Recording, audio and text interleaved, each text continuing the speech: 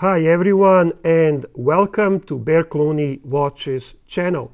I am Bear Clooney, genuine watch enthusiast with genuine watch enthusiast channel. No hidden product placements, no Amazon links, no sales of any straps, not teaching you how to be a gentleman and not playing any games. Just talking hobby, talking about watches. And on this channel we try to search for a perfect timepiece. Occasionally we discuss different subjects from horology world. So please subscribe, support my channel. Thank you. Now, Basel World 2019 ended. And from the perspective of a Rolex fanboy, which ultimately I am, it was slightly underwhelming, but I understand. Rolex tapped the brakes. They tapped the brakes and they asking me, Bear, why? Why did Rolex do that? And my response is because they can. That's it. They can. Rolex is best positioned luxury watch brand by far. So they can. Now, in absence of a star that is Rolex Steel Stunner, I thought maybe I will do a little presentation of 4 steel stunners, which at this moment are most wanted steel Rolex timepieces, modern steel Rolex timepieces. And being that they're all part of my collection, I thought I'll put them together, and that way you can actually take a look at their aesthetics next to each other and just let's chat about them. Let's look at them. Let's enjoy their presence next to each other. So let's jump into Bear Clooney Watch Studio and take a look at this truly 4 steel stunners. Let's go.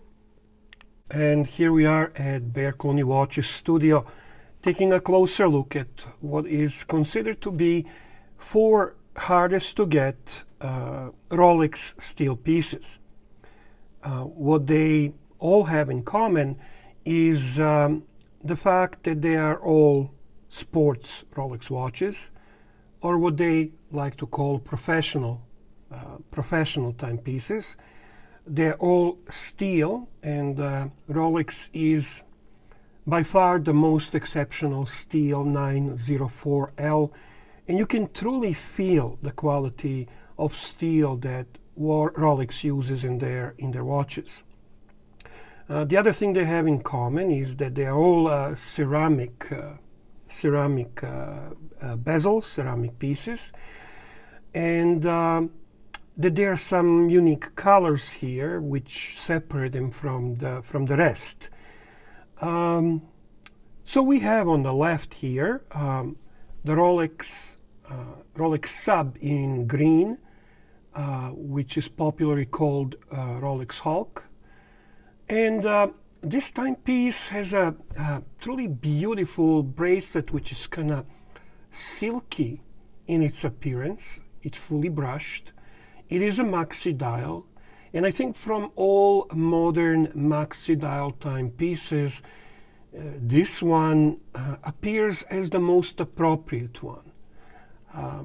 The dial changes its appearance depending on the angle, depending on the light. It's beautiful in its appearance, and Rolex referred to it as green gold. It is one of the most iconic watches, which is Rolex Daytona. So this is a watch that is truly loved by many.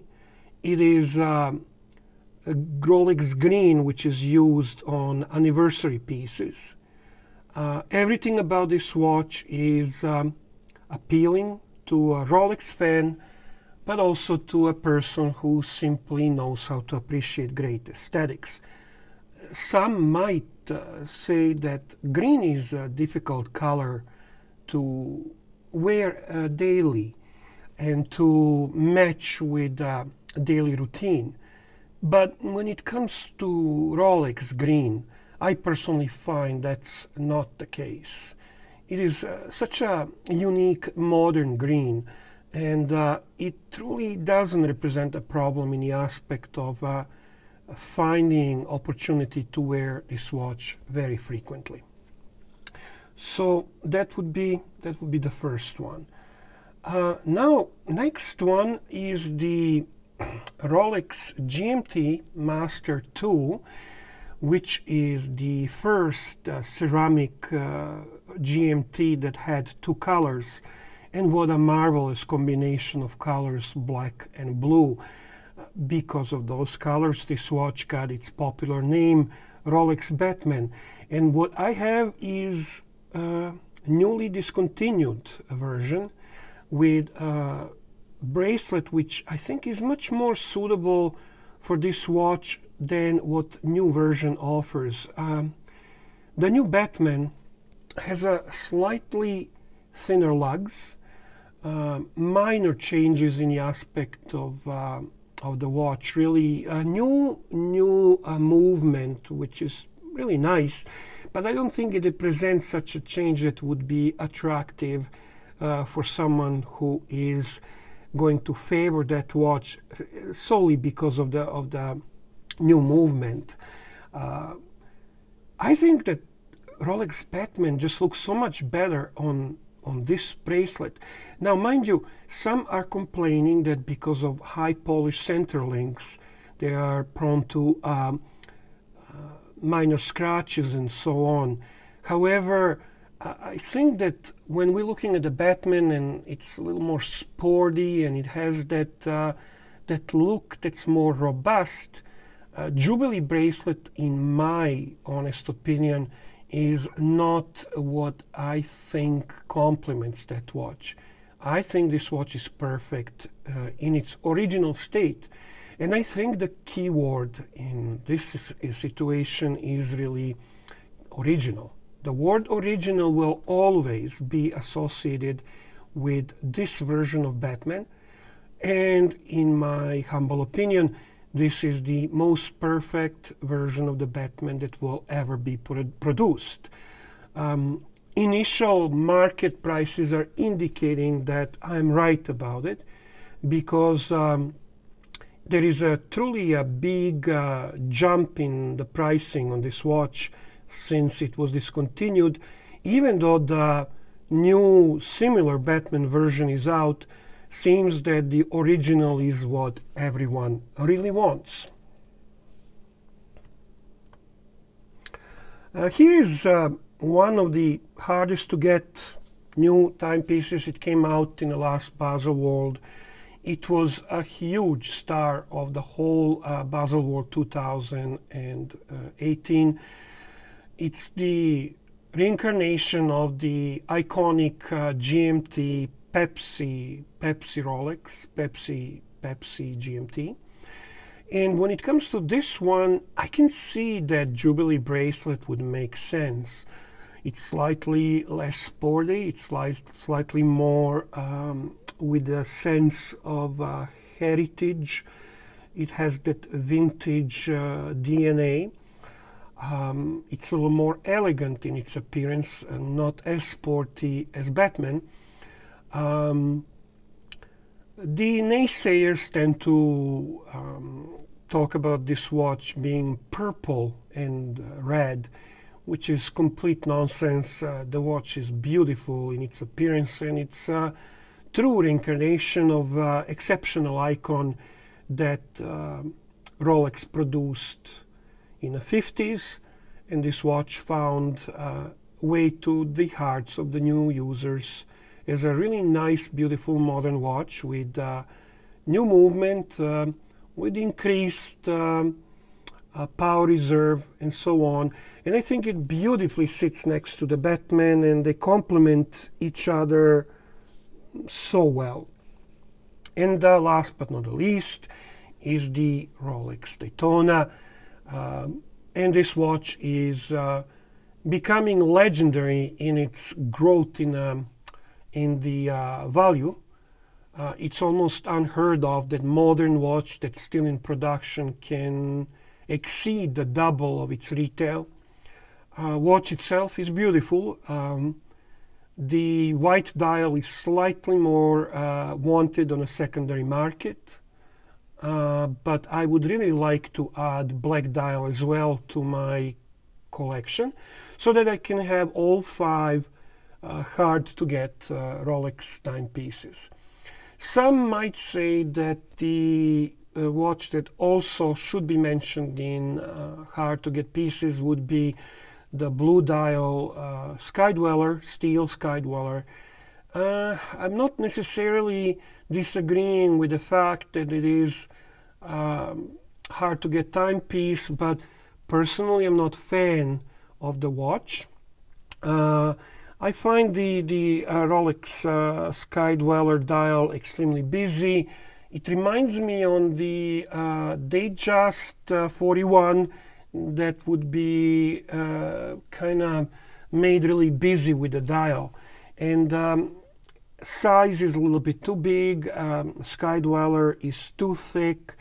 It doesn't give the feeling of the sports professional Rolex. It's more of their classic piece, and I just don't find that watch to be appealing to my personal taste. But it is hard to get piece, so I'd say that would be 6 modern steel timepieces hard to get. I know that I will get questions on, well, which one is your favorite, Bear? And I'm not going to play the game of they're all equally favorite to me and so on. I have to say that I am personally always favoring in Rolex line GMTs and subs, because I personally consider that to be next to Datejust most typical, most classical, most important watches in Rolex lines. So that would be a first thing that would filter and put Daytona in a 4th place.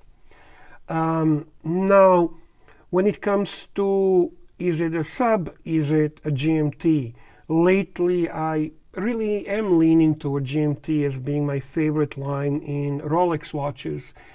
And I would say that Pepsi truly brought the feeling of the original Rolex GMT Pepsi to me.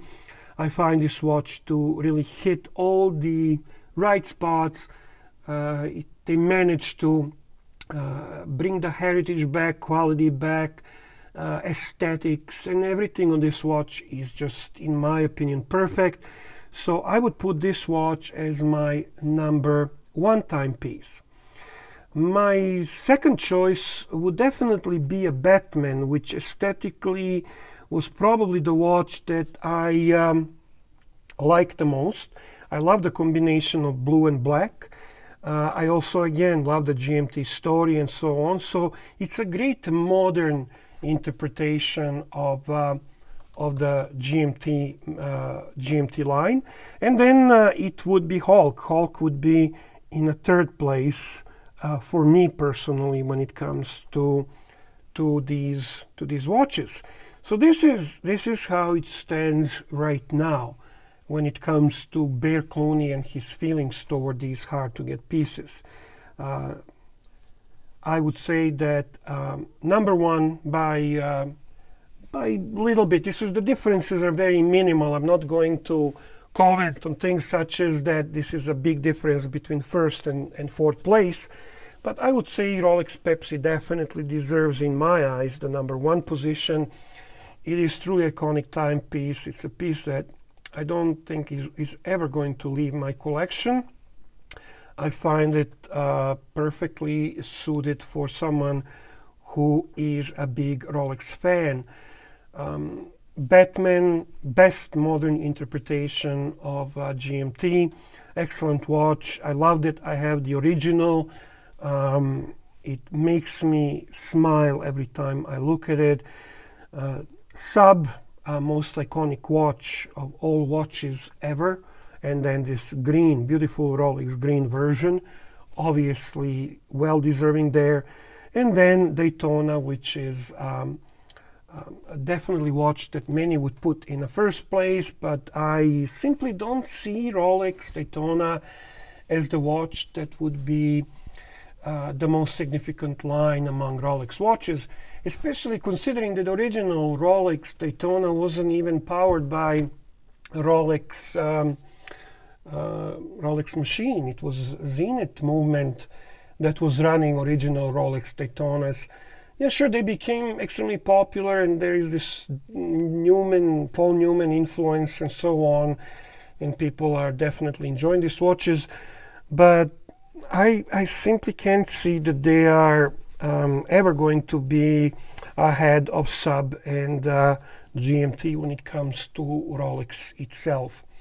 So there we go. This is my little analysis, my little rambling and presenting these hard to get pieces.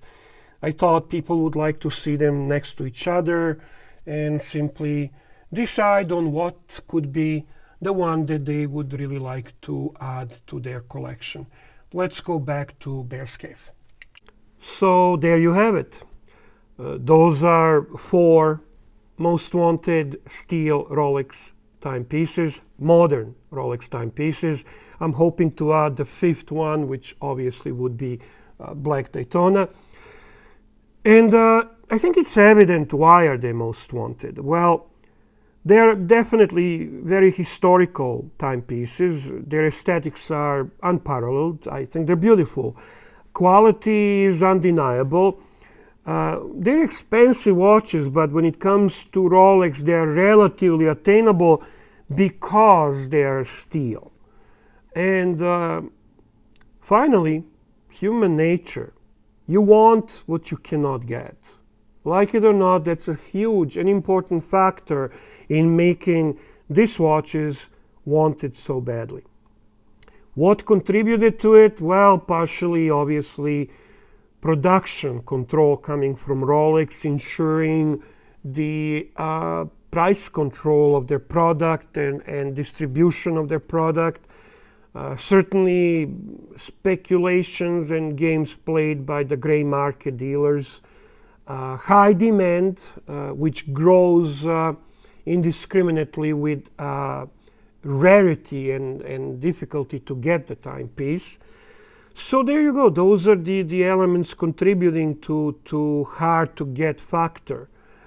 I like them beyond that, and I think they're beautiful watches, and I think these are best what Rolex can offer. That's what they're really best in, steel sports watches. So that's it. Now, at the end, wristwatch check. It is the classic, historical, iconic timepiece. It is blank pan, 50 fathoms. It's a honeymoon period. Presentation of this iconic watch obviously coming up. I need to spend some time, get a better feeling for it so that presentation is genuine. I once again invite you to subscribe to my channel. If you enjoy this video, please don't forget to click on like, and as usually at the end, all the best to all of you. Take care.